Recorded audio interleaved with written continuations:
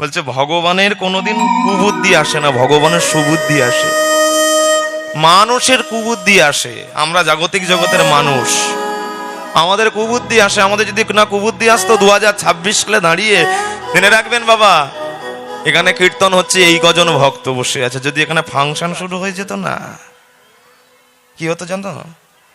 Police ওখানে minimum 1000 piece থাকতো, ও পারে 1000 এ পারে 1000, মধ্যিখানে ফাংশন হতো।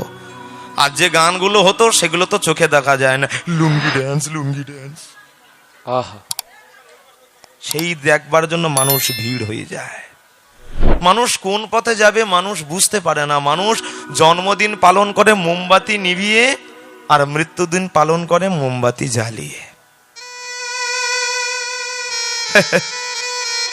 কোন পথে যাবে মানুষ বুঝতে পারে না, জানো? কাউকে যদি আপনি জানোয়ার বলেন, সে আপনার সঙ্গে মারামারি করবে, আমাকে জানোয়ার বললে কেন? কিন্তু ঘুরিয়ে যদি সেই মানুষটাকে যদি বলা যায়, না গো না, তুমি জানোয়ার নয়, তোমার চরিত্রটা পুরো সিংহের মতো, সঙ্গে সঙ্গে আপনাকে আদর করবে। সিংহ বলেছে আমায়, সিংহ, আমি সিংহ। কিন্তু বুঝতে পারলো না ওকে জানোয়ারের থেকে আরো বড় জানোয়ার বলা হলো। কেননা বনের রাজাকে সিংহ, তাহলে বনের জানোয়ারের মধ্যে সবথেকে বড় জানোয়ার তো।